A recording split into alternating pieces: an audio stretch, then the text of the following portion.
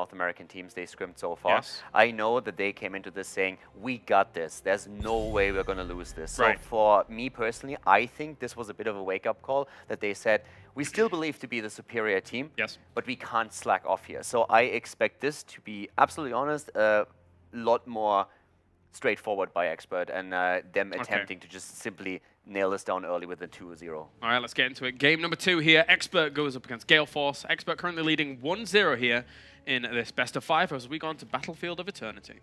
This is a battleground where Gale Force does like to play Sonya later on, so we'll see if they're able to get her, but there are also a lot of different styles that they'll actually Expert, my bad, likes to play there. Gale Force liking to get Genji here as much as possible, but they usually play double warrior of some capacity, having Leoric or a Dahaka for Michael Udall to split soak, especially Dahaka like we saw before. Right wing ban coming out from Gale Force eSports, a bit peculiar there, but you know, I was just bragging about Kirsten over and over again. His Bright Wing is on another level, so I'm not surprised to see the ban come out, but it is, I mean, without a doubt, a first ban Bright Wing is something that I don't think you could really see too often. No, I mean, we had a discussion this morning actually with some of the Gale Force players that said that in scrims as well, they really respected Kirsten's Bright Wing. But it's interesting still to see that come into play this early as a first ban. Kirsten's not the only person who plays Brightwing as well. Sometimes ADRD does when they are playing double support. Yeah. So there's possibility that it's just way more about the polymorph, her ability to shut down aggression if Gale Force wants to go in, and Tracer is one of those heroes that does not want to deal with a polymorph. Yeah. Tracer and Illidan, for example. Yeah. If this ban goes through into the Tracer, I am curious to see what Gale Force will end up going with for their first pick. If they still stick with more things like the Uther, Genji, and Nubrak, the standard of North America, or if we see some kind of, you know, again, appreciation, respect after what we experienced throughout the meta of yesterday and some kind of fluctuation. They're going to be Tassadar again? See, with the Tracer removal, I don't think there's any world, right? Unless you heavily are going to commit into the Illidan. But if that is the case, debatably, the Illidan may be of higher priority with that. But yeah, now that the Brightwing is removed and the Tracer, it does kind of indicate that, like, ideally you should go with the Illidan, possibly if they're going to flex it, but they stick to what they know, and it's going to be the Genji.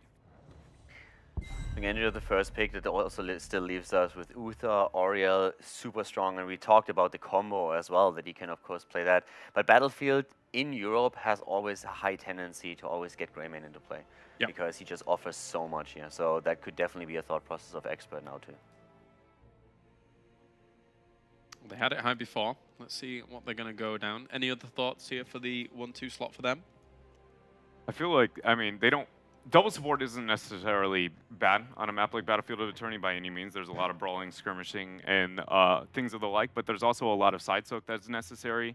And outside of, like, you know, getting that small pressure and if you commit the rotation of a trifecta or a double support to get a front wall, you sacrifice a lot onto the race. And so it's a higher risk than it is traditionally. So I would expect them to avoid that. And if they're ever going to commit to it, it would be later into the draft. I would say Uther Greymane all day. No, they're going to Aria Vala. They did play Vala last time. They played Battlefield of Eternity versus Team Liquid. The only game actually in Phase 2 on Battlefield that Expert won. They have that too. We'll have to see if they concede the Hungering Arrow build that we typically see on Battlefield of Eternity. In North America, when you have Vala Ariel on Battlefield of Eternity, we've seen that be given up. Keldor, do you notice the same in Europe when you get this combo on Battlefield? No, not necessarily. For me, it's just interesting to see that again because they played it yesterday already twice, the same combo. And the funny part is, I watched it with a few of Team Liquid players, and Vala went into a straight-up auto-attack build, with the exception of the level 4 talent. Oriel still provided on 16 extra spell damage, which tilted especially Norok quite a bit, who was very unhappy about the combo and had his own say about it. So I talked today with Expert about the same thing, and the ADR's only response was, because he's typically the Oriel player and a double support for them, well, Vala has abilities too. So he's just banking completely on that. But if they go even for an arrow build, that would of course really work for them. They love that style. They've showed it yesterday and they want to play today. But we have now Abatha and Uther taken. So Genji plus Uther already for that damage, and that is something that you always have to be afraid of. Double Genji is scary. Absolutely. I think this is our first time in the tournament, right? That we got to. It is, yeah, the first time that we've gotten to see those two paired together. Yeah, those three. Being able to get that. A mid-season brawl would be okay, GG. I want this Am I crazy that Brightwing, Rhaegar, Uther are the only remaining with the cleanse in this position? So with Brightwing gone, Uther onto the other side, Rhaegar seems to be a reasonable ban to try and abuse the double support opportunity and not allow Ariel to be CC-less, you know, because having the cleanse onto the secondary support, it gives a lot of leniency to Ariel in her lack of cleanse in the double support strategy if they committed in that direction. So I wouldn't hate the idea of Gale Force actually targeting that ban, and it's a wild one, but it's only because their Brightwing ban at the beginning made it an option. Honestly, do it just to see if you can limit the double support, right? I feel like Ariel Brightwing or Ariel Uther, Ariel Rhaegar, those are always the standard combos, but sometimes maybe a wild Karazim. I mean, you still can play the Tacita. That's true. Tacita is still an option with Oriel. Yeah. Yes, you are lacking, of course, the cleanse with that, but you have either the life leech on 4, or you can go into the extra armor, depending on what Gale Force drafts on the end, on the 4th and the 5th slot. So while I agree that Rhaegar would, denying the cleanse would be an option, I think that there's still too many options for Expert to really gain too much value out of it, since Expert has shown both. They have shown an Oriel Rhaegar and the Oriel Tacita several times now. The ETC ban makes me think that Gale Force is starting to adapt to the meta of the tournament, or at least the European regions, understanding that that is far more of a likely pick for the European teams than we've had so far in North America. Do you agree, Dred? I mean, absolutely. ETC is legitimately, I don't think, have any involvement in any position throughout almost all of Phase 1 for the North American scene. So the fact that it even saw any form of respect from Gale Force eSports very much is them in their time here at the Western Clash. There's a lot of open-ended directions for Expert. So much so I honestly don't...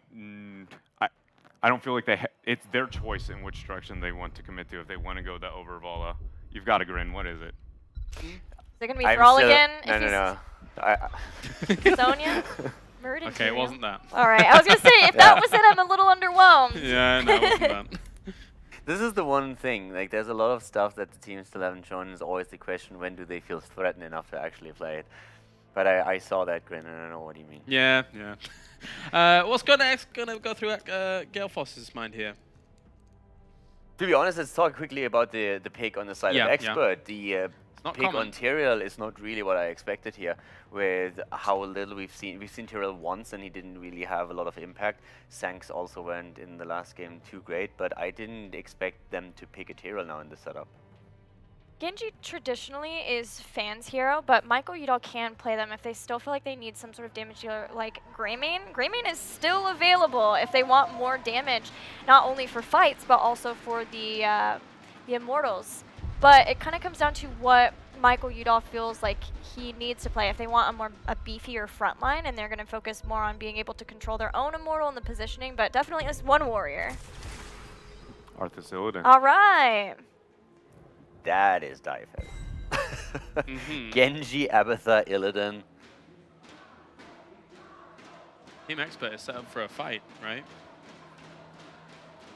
I mean, yeah, their composition right now is very deathball, not even deathball-y. It's more very comfortable for the 5 versus 5. So it is going to be able to succeed and thrive in those environments, whereas Gale Force is a bit more panic and dive-oriented, trying to abuse the Illidan factor with the Abathur, and then the double Genji, or, you know, the Illidan is going to be hatted at some point in time. But there are a lot of really good tools for Expert to deal with that so far. They already have a very difficult target to kill with a double warrior. They have the Ariel, who's great at, you know, pulling back, collecting themselves, and then countering. That's pretty much what Expert's known for.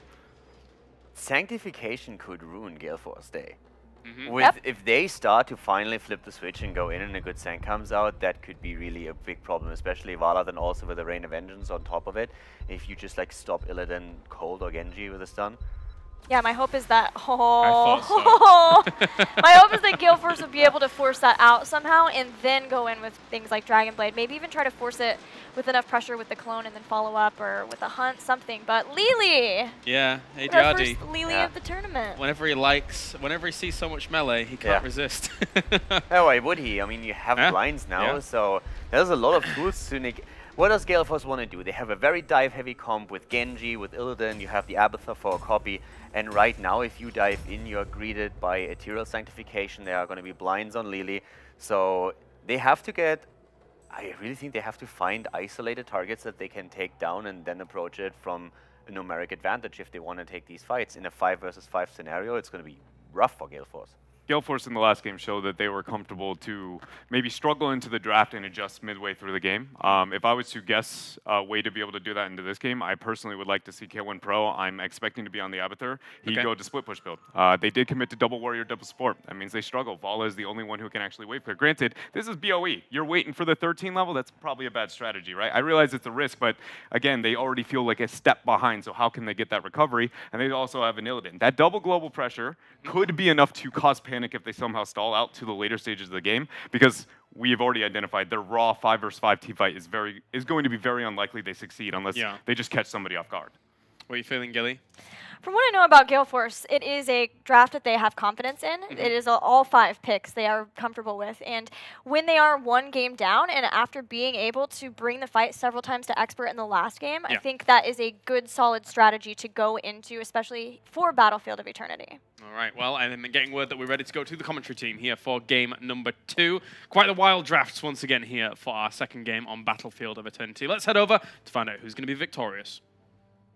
Thank you, Kalaris. Yes, let's indeed find out. And I feel like we see the immediate effect of fans' analysis experience at Mid-Season Brawl, bringing a draft that is extremely reminiscent of Mid-Season Brawl here. A very cool, heavy dive composition. But I've just got one question for you, Skimmy. Are you ready for adventure? I tell you, the mad scientist is back in the lab, and he is getting creative, bringing out the most wacky drafts. We think, are they going to play standard? No, they're going to bust out Lili.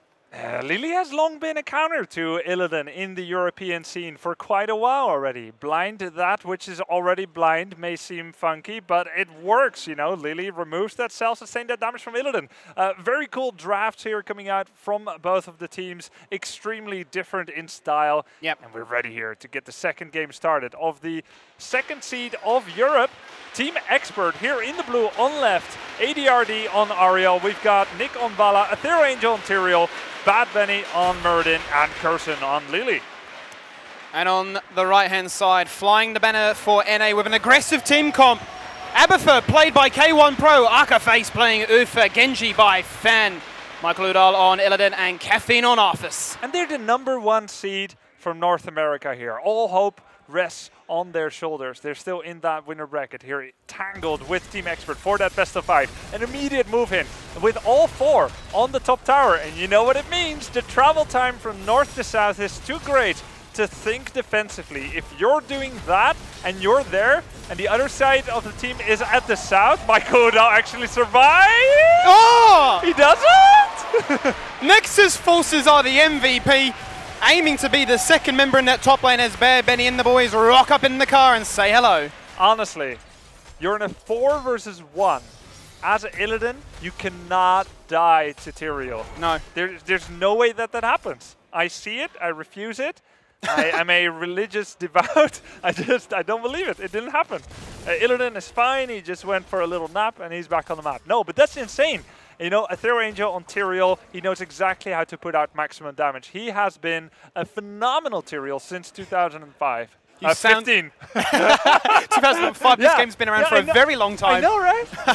I was going to say, you sound like a very strict and stern parent saying shame on you for dying to that lane. You should know far better than that. He's been judged by Aethera Angel's Tyrael, and, you know, that's it's a really painful loss for Gale Force eSports, because I thought we were going to have one of those 3-minute keeps by both of the teams, but Team Expert thought differently. They thought, you know what?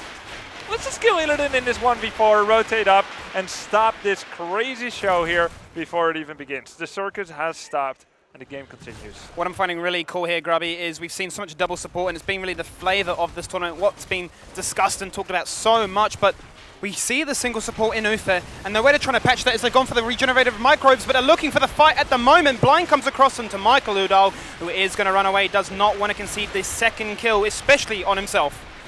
Michael Udall played phenomenal on the Haka in the last game. He was a large part of the reason that Gale Force eSports stayed ahead in takedowns until the very closing segment of the last game. And now on Illidan, he has to reprove himself. So far, it doesn't look as good, but maybe there's a little bit of jitter there as he tries to get back into it. Now with the trade, Team Expert is going to win that one.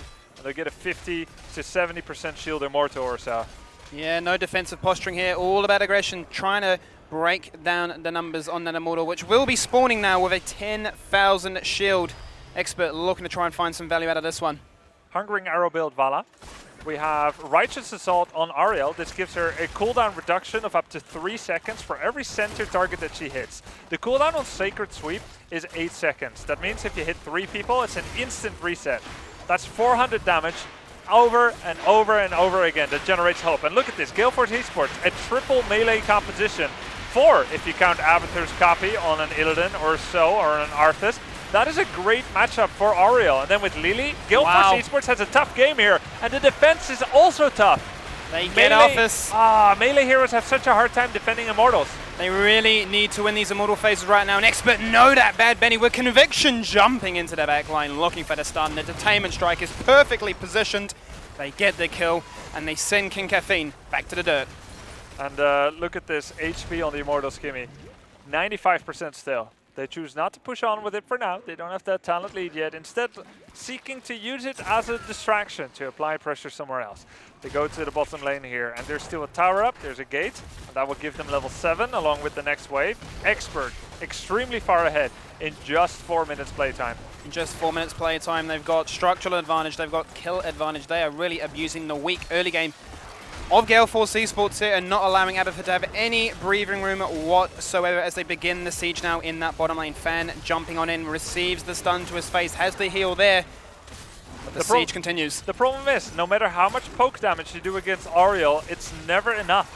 You need to go from 100 to 0, or the infinite sustain that Ariel has will always bring the entire team back up to full life. There's no resource on Ariel that you can drain.